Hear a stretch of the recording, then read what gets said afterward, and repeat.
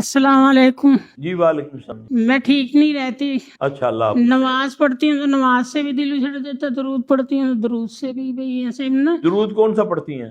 درود ابراہیمی صلی اللہ ہاں علیہ جی وسلم بھئی یہ پڑھتی ہوں تو اکیلا نہیں میرے سے بیٹھا جاتا، اکیلا میں بڑی پریشان ہوتی ہوں۔ بچیاں ہوئی تھی 9، ہم نے شکرانہ ادا کر کے لی تھی، شوہر بھی فوت ہو گئے ہمارے نا، گھر میں سے بھئی ایک تعویذ نکلا تھا بہت بڑا، میرے ساس کے دوپٹے میں باندھا ہوا تھا کسی نے، ان میں چاروں فرشتے کے نام لکھے ہوئے، جیسے ہمارے بیٹی ہوتے تھے نا، ہمیں رزق بڑا اللہ دے رہا تھا، ہمارا رزق ختم ہو گیا، ہمارا شوہر بھی ختم ہو گیا، یہاں تک کر کے میں بھی اب ختم ہی سمجھ لو ہو گئی، میں اکیلے نہیں رہ سکتی، بڑی پریشان ہو گئی، گھر میں سے نکلی ہوں۔ اچھا اس بٹن کی وجہ سے رزق ملتا تھا؟ ہیں؟ وہ جو بٹن بتا رہی ہیں جس پہ لکھا ہوتا چاروں فرشتوں کے نام؟ ہاں 4 فرشتوں کے نام لکھے ہوئے، ہاں تو فرشتے دیتے ہیں رزق؟ پتہ نہیں وہ میرے شوہر نہیں نہیں پتہ تو نہیں ہے، اب یہی تو گمان ہے، رازق تو اللہ ہے، فرشتے تو رزق نہیں دیتے، آپ کا گمان تو یہ اس نے بنا دیا کہ یہ جب تک تعویذ ہے یہ تمہیں رزق ملے گا۔ نہیں مانتے نہیں تھے، میرے شوہر حاجی تھے، انہوں نے مسجد میں رکھ دیا تھا، مسجد کی جو ان سے اذان دیتے نا انہوں نے کیا تھا کہ اس کو پانی میں بہا دو، انہوں نے کہا کچھ نہیں ہوگا، پھر اللہ میاں نے ہماری بربادی تباہی یہاں تک کر کے بچی۔ جی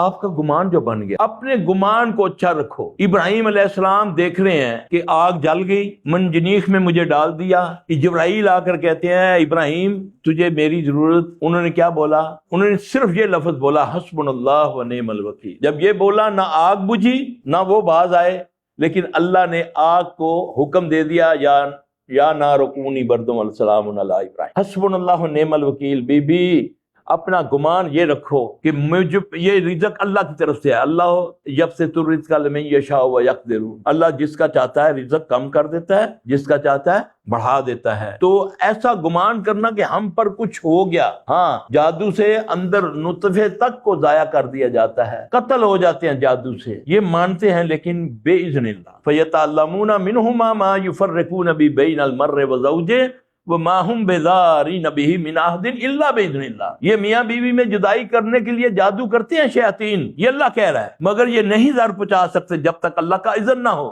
اب جادو بھی اللہ کے حکم سے چلتا ہے، جب اللہ کرے گا تو ہوگا۔ جادوگر موجود ہیں، فرعون موجود ہے، انہوں نے صحیح 100% بتایا کہ ایک بچہ آئے گا جو تیرا کھانا خراب کرے گا، ہے نا؟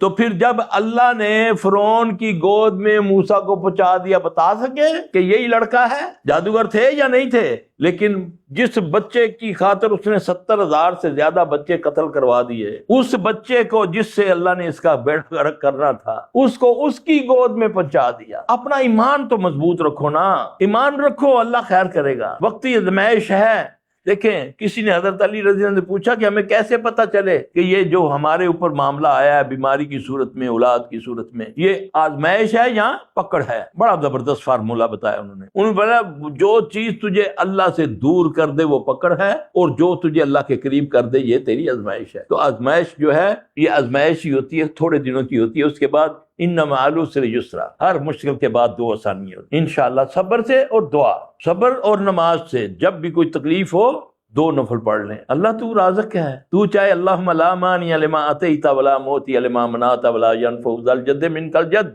اللہ جس کو نہ دینا چاہے اسے کوئی دے نہیں سکتا، اور جسے کوئی دینا چاہے تو اسے کوئی روک نہیں سکتا جس کو وہ دینا چاہے، اس کے آگے کسی بڑے کی۔ سب سے پہلے تو مومن کا ایمان یہ ہونا چاہیے کہ یہ جو کچھ ہو رہا ہے میرے اپنی وجہ سے ہو رہا ہے۔ جلدی معافی چاہتے ہو، جلدی اپنا معاملات چاہتے ہو کہ میں صحیح ہو جائے میرا معاملہ، واللہ یہ فارمولہ اللہ کا ہے، ما اصابکم من حسنۃ فمن اللہ، تجھ پر جو بھی آتی ہیں خوشیاں راحتیں یہ اللہ کی طرف سے آتی ہیں، وما اصابک من سیئات فمن نفسک، تجھ پر جو بھی یہ معاملہ ہوا ہے یہ تیرے اپنے نفس کی شرارت ہے، تیرا اپنا کیا ہوا ہے۔ جب تم یہ اعتراف کر لو گے لا الہ الا انت سبحانک انی کنت من الظالمین، وہ راضی ہو جاتا۔ تو جب تم یہ کہو گے اسی تو کدی کچھ کیتا ہی نہیں، کدی کسی کا دل نہیں توڑیا مولوی صاحب، تو یہ پھر تم اللہ کو الزام دے رہی ہو کہ وہ تمہارے پر ظلم کر رہے ہیں۔